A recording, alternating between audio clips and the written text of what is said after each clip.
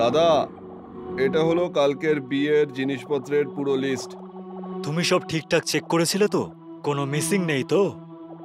আরে দাদা, তুমি কিছু বাদ গেছে কি জিজ্ঞেস করলে? এখানে তো 10টা থালা, 20টা চামচ, একটা তাকিয়া আর একটা চাদরে মরচে ধরে গেছে।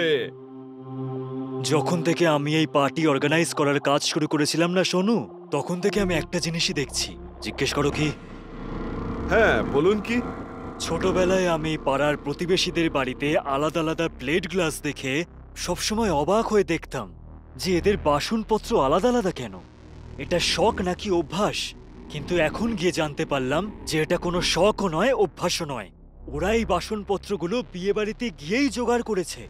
মানে জীবনের এই অভ্যাসটা বহুকাল ধরেই চলে আসছে। ঠিকই বলেছো তুমি দাদা, তীর একদম নিশানায় লাগিয়েছো।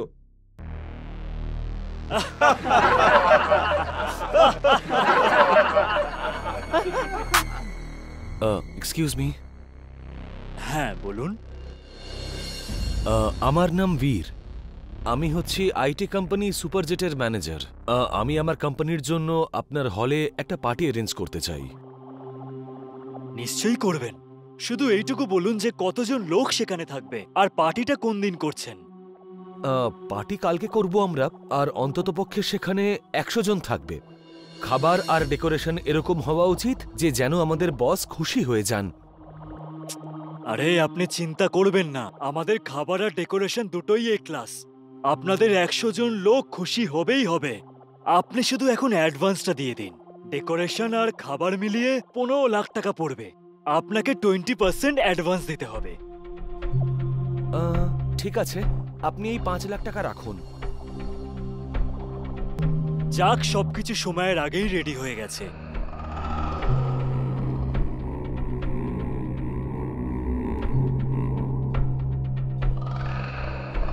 এ কি, কোল্ড ড্রিঙ্কটা ঠান্ডা নেই কেন?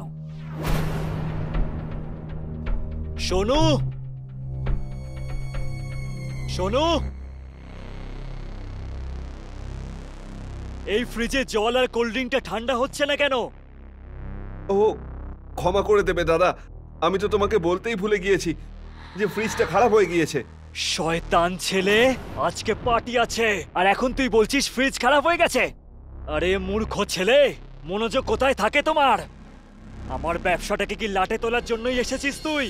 এবার পার্টিতে যে গেস্টরা আসবে তাদের কোল্ড ড্রিঙ্ক ঠান্ডা জল কি করে খাওয়াবো বল আমাকে। দাদা, তুমি রাগ করো না, আমি একটা ব্যবস্থা করতে পারি। স্টোর রুমে একটা অনেক পুরনো ফ্রিজ রাখা আছে, সেটা চলেও। আজ আমরা সেটা দিয়েই কাজটা চালিয়ে নিই, কাল পাল্টে নেব। কি বলো দাদা? এটা ছাড়া আমাদের কাছে কি আর কোনো অপশন খোলা আছে? যে জিজ্ঞাসা করছিস কি করব দাদা? চল স্টোর রুম, দেখা আমাকে ফ্রিজ।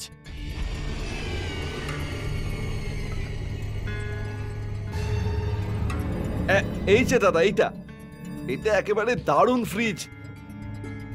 সত্যি চালু আছে তো?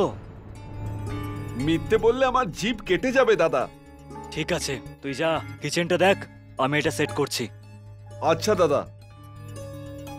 ভগবানের অশেষ অশেষ কৃপা যে সময়ের আগে জোগাড় হয়ে গেছে, না হলে নতুন ফ্রিজ কিনতে হতো।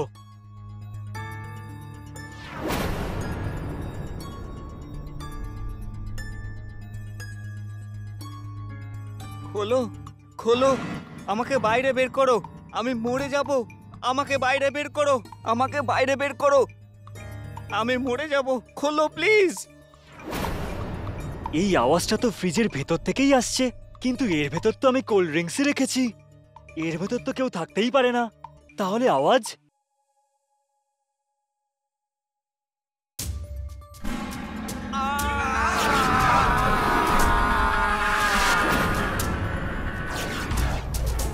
এটা কোথায় চলে এলাম? এটা কোন জায়গা?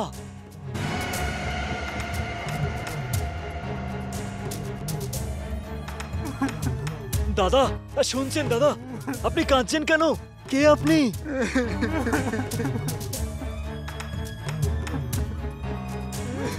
দাদা কিছু বলুন না। এভাবে এভাবে দেখবেন না দাদা, আমার ভয় লাগছে। আপনার নামটা কি?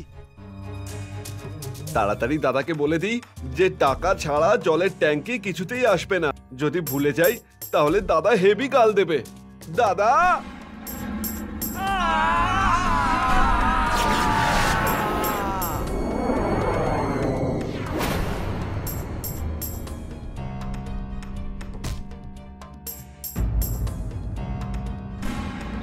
দাদা দাদা কি হয়েছে দাদা? দাদা কি হয়েছিল আমার? জানি না দাদা, তুমি এখানে অজ্ঞান হয়ে পড়েছিলে। এরকম এরকম করে দেখবেন না দাদা, আমার খুব ভয় লাগছে। আপনার নাম কি? ভিক্কি, আমার নাম ভিক্কি।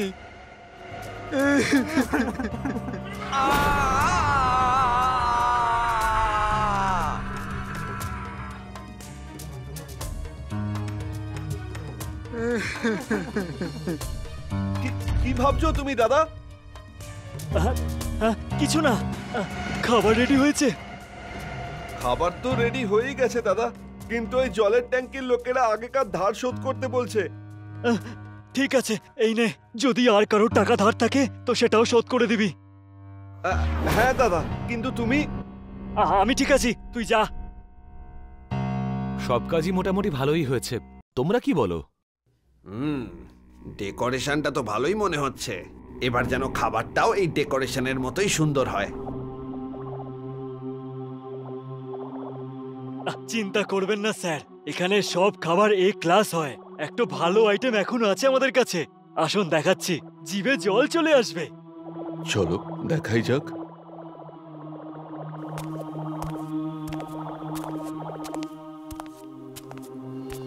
এই দেখুন স্যার। ওয়াও, এই ফ্রিজটা তো অ্যান্টিক পিস মনে হচ্ছে। মদন, এই ফ্রিজটার অ্যান্টিক দেখাটাই হচ্ছে এর বিশেষত্ব, নাকি আরো কিছু বিষয় আছে এর মধ্যে? এই ফ্রিজের পিছনে একটা রহস্য লুকিয়ে আছে, সেটা বেশ অদ্ভুত। কিরকম গল্প? ভিকিকে তো আপনারা সবাই চেনেন।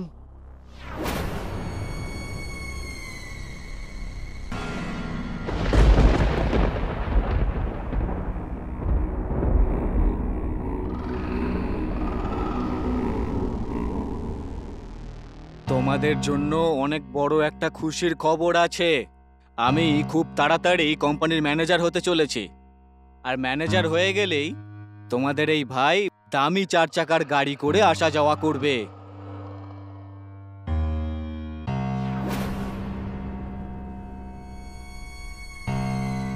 এটা তো খুব খুশির খবর, তোমরা কি বলো বন্ধুরা? হ্যাঁ হ্যাঁ। চিয়ার্স। ভিকি, তুই ম্যানেজার হওয়ার পরেই আমাদের ওপর রোয়াব দেখাবি না তো? রোয়াব তো না, তবে হ্যাঁ, তোমরা যদি সময়ের মধ্যে প্রজেক্ট কমপ্লিট না করো তাহলে একটু বকবো।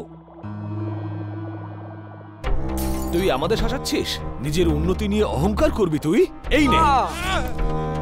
এই শোন, চাকরি তোকে আমরা দিয়েছি এই কোম্পানিতে, আর তুই আমাদের আগে চলে যাবি। এই নে। যখন তুই এই পৃথিবীতে থাকবি তখনই তো তুই ম্যানেজার হয়ে আমাদের টাইট দিবি, তাই না? এটা আমার তরফ থেকে তোর প্রমোশনের জন্য।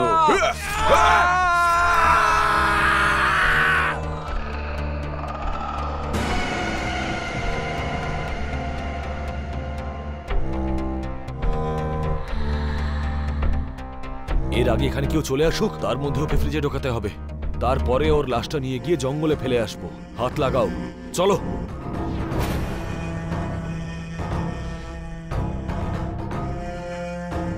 খোলো খোলো, আমাকে বাইরে বের করো, আমি মরে যাব, আমাকে বাইরে বের করো।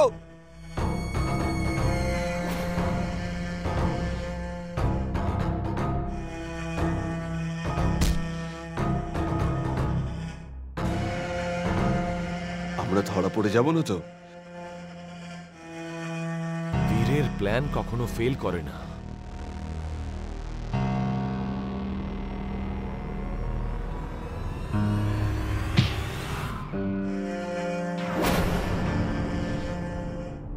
তুমি ভিকির ব্যাপারে কি করে জানলে?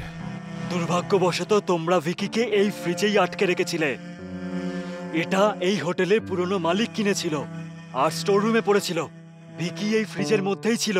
ওই আমাকে বলল তোমাদের 3 জনকে নিতে এসছে। গল্পটা বেশ ভালোই তৈরি করেছো তুমি, কিন্তু এই গল্পটা তুমি কাউকে শোনাতে পারবে না।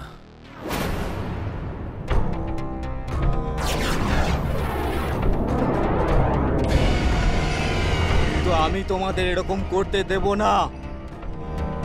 ভিকি, হ্যাঁ, ভিক্কি, যে তোমাদের মতো বিশ্বাসঘাতকদের দোষের শাস্তি দিতে এসেছে।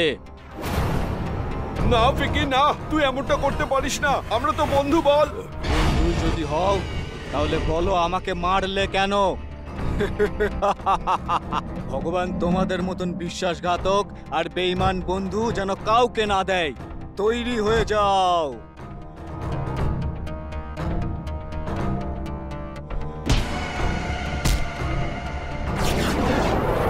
খোলো, আমাদের বাইরে বের করো। খোলো, দরজাটা খোলো, আমাদের বাইরে বের করো।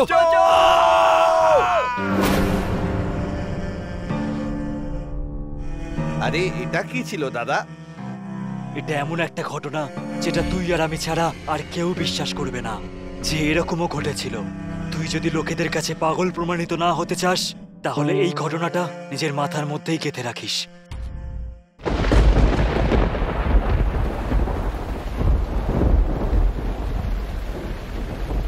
চিন্তা করো না অনিতা, সব ঠিক হয়ে যাবে।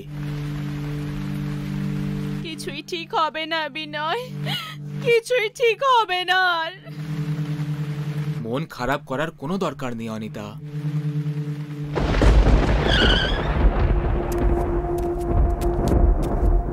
মন খারাপ হবে না তো আর কি হবে বিনয়? কি কি করিনি আমরা বলো?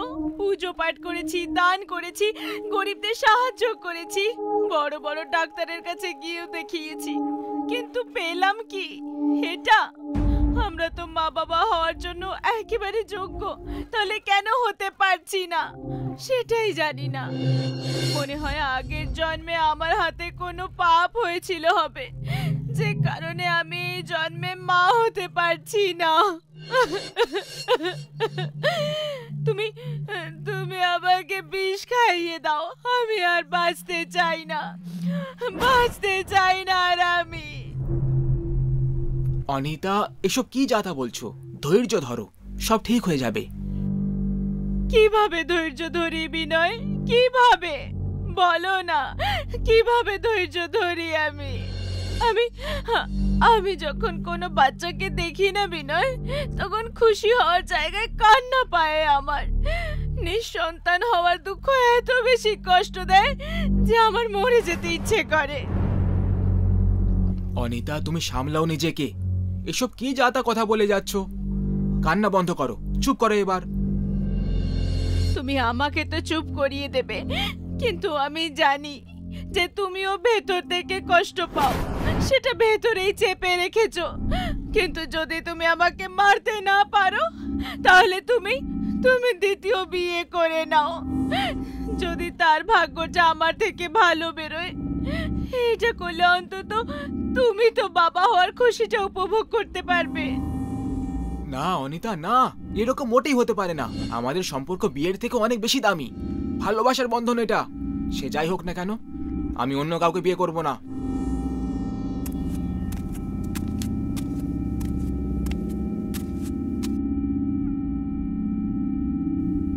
জল খাও। ঠাকুর সাহেব, আপনি যদি কিছু মনে না করেন তাহলে আমি একটা কথা বলি। বলো। আগে ওই গ্রামের বাইরে শ্মশানের কাছে এক তান্ত্রিক বাবা এসে বসেন। আমি শুনেছি যে উনি তার শক্তি দিয়ে সবার দুঃখ কষ্ট দূর করে দেন। আমার পুরো বিশ্বাস যে ওনার আশীর্বাদে আপনারা সন্তানের সুখ অবশ্যই পাবেন। ব্যাস এটাই বলার ছিল ঠাকুর সাহেব। তোর জিভটা একটু বেশি চলতে লেগেছে প্রিয়াঙ্কা। কে তোকে অধিকার দিয়েছে আমাদের কথার মাঝে নাক গলানোর? চল যা এখান থেকে। কেন বকছো তুমি এই বেচারি অনিতা? এ তো আমাদের ভালোটাই চাইছে। যখন এত লোকেদের কথা শুনলাম তখন এর কথাটাও মেনে দেখতে কিছু সমস্যা নেই। দেখিয়ে নি একবার তান্ত্রিক বাবাকে, হতে পারে সেই কিছু চমৎকার করে দেয়। তান্ত্রিক বাবা শুধু রাতের বেলায় দেখা করেন।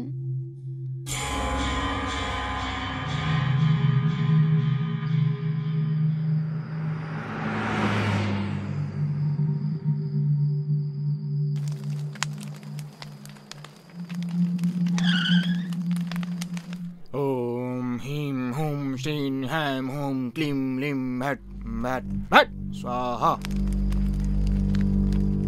ओम ह्रीं ह्रूं श्रीं ह्रां ह्रूं क्लीं लीं वट म्लीं वट स्वाहा। কি চাই তোমাদের? কেন এসেছো আমার কাছে? বাবা, আমরা সন্তানের মুখ দেখার ইচ্ছে নিয়ে আপনার কাছে এসেছি, যে জন্য আমরা সব জায়গায় গিয়ে চেষ্টা করে দেখে নিয়েছি, কিন্তু আমরা নিরাশা ছাড়া আর কিছুই পাইনি। এখন আপনি আমাদের শেষ সম্বল বাবা। বাবার ঘরে যে কেউ আসে সে কখনো খালি হাতে বাড়ি ফেরে না। তোমরা সন্তান চাও? ঠিক আছে, দিয়ে দেব আমি তোমাদের সন্তান। আর কিছু?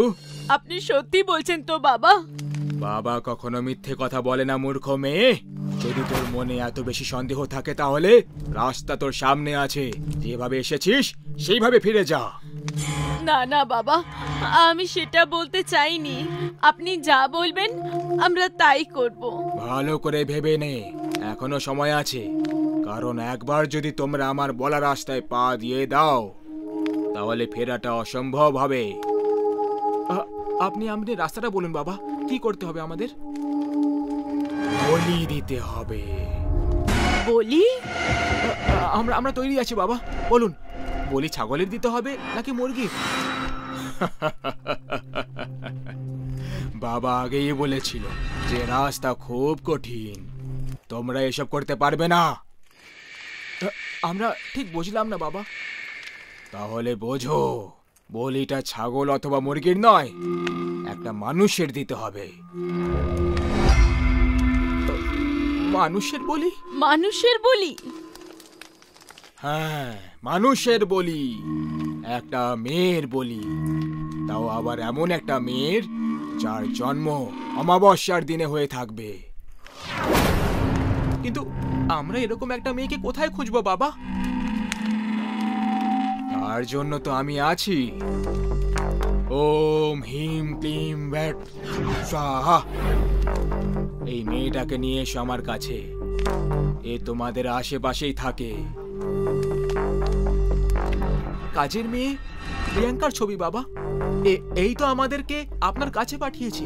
এর বলে আমরা কিভাবে দিতে পারি? বলেছিলাম না, রাস্তা খুব কঠোর। কঠোর হতে পারলে তবেই সন্তানের মুখ দেখতে পারবে। যে রাস্তা দেখিয়েছে সেই তোমাদের আসল নিয়তি। বেশি ভেবো না, জীবন মরণ তোমাদের হাতে নেই। যার কপালে যতদিন লেখা আছে সে ততদিনই বাঁচবে। বাবা ঠিক বলছেন বিনয়, যার কপালে যতদিন সে ততদিনই বাঁচবে। আমরা তো কেবলমাত্র মাধ্যম। আর এরকম করে আমরা যদি সন্তানের সুখ পাই তো এতে ভুলটা কোথায়?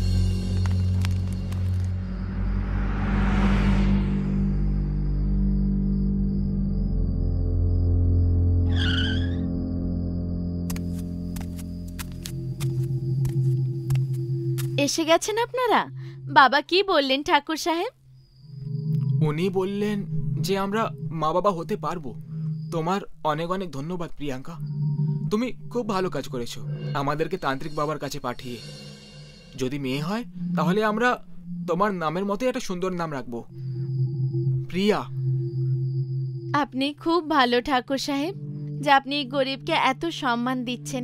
আপনাদের কাজটা ঠিকভাবে হয়ে যাক ব্যাস, আমি গোটা গ্রামে প্রসাদ খাওয়াবো। প্রিয়াঙ্কা, আমি তোমার সঙ্গে অনেক খারাপ ব্যবহার করেছি, আমাকে ক্ষমা করে দাও। আরে আরে, এই আপনি কি বলছেন ঠাকুরাইন দেবী? ক্ষমা চেয়ে আমাকে ছোট করবেন না। আচ্ছা, আমি আসছি, অনেক দেরি হয়ে গেছে। আমার বাচ্চারা আমার জন্য অপেক্ষা করছে। 1 মিনিট প্রিয়াঙ্কা, এইসব শুধু তোমার কারণেই হচ্ছে। এই খুশিতে আমি এই লাড্ডু নিজের হাতে তোমাকে খাওয়াতে চাই। হাঁ করো, হাঁ করো। ঠাকুরাইন দেবী, আমাকে দিন না, আমি নিজে খেয়ে নেব। আমি বললাম না, হাঁ করো।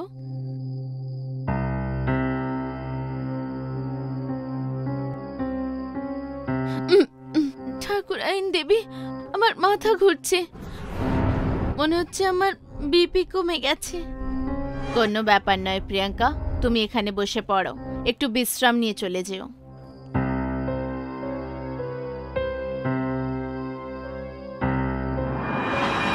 ওম হিম হুম শ্রীং হ্যাম হুম ক্লিং ব্লিং ভট ভট स्वाहा। এটা আপনি কি করছেন বাবা? ঠাকুর সাহেব, ঠাকুরাইন দেবী, এ আপনারা কি করছেন? আপনারা কোথাও তান্ত্রিকের টোটকা শুনে আমাকে মারতে যাচ্ছেন না তো? না না, এটা ভুল করছেন, এরকম করবেন না। আমাকে মারবেন না, আমার ছোট ছোট বাচ্চা আছে, ওরা আমার জন্য বাড়িতে অপেক্ষা করছে, আমাকে যেতে দিন। ঠাকুরাইন দেবী, আপনার বাচ্চার জন্য আমার বাচ্চাদের অনাথ করবেন না। অনেক হয়েছে মেয়ে, তোকে শয়তান নতুন সৃজনের জন্য বেছে নিয়েছে। তোর তো খুশি হওয়া উচিত, খুশি হয়ে যা।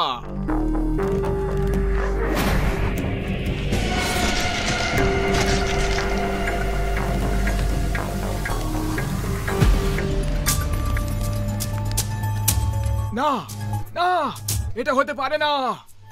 কি হয়েছে বাবা? অনর্থ হয়ে গেছে, অনর্থ হয়ে গেছে। অনর্থ? কিরকম অনর্থ বাবা?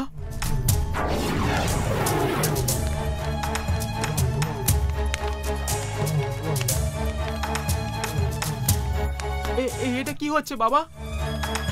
মূর্খ লোক, সবকিছু দেখেও কিছু বুঝতে পারছিস না? আমার তান্ত্রিক বিদ্যা উল্টো পড়ে গেছে। তোমরা সবাই কি ভেবেছিলে? আমাকে বলি দিয়ে আমার বাচ্চাদের অনাথ করে তোমরা সন্তানের সুখ পেয়ে যাবে? এটা আমার ভুল ছিল যে আমি তোমাদেরকে এই ভণ্ডামি তান্ত্রিকের কাছে পাঠিয়েছিলাম। আগে আমি মরেছি, এবার তোমরা সবাই মরবে। না, আমি তোমাকে এমনটা করতে দেব না। ওম হিম হুম শ্রীন হ্যাম হুম ক্লিম ব্লিম ভট স্বাহা।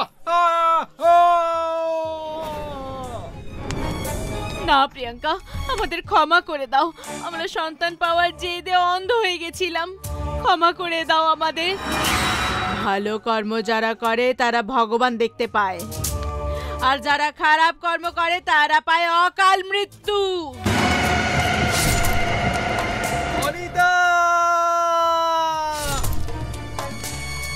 যদি খারাপ কাজ করো তখন পরিণামটা খারাপই হবে।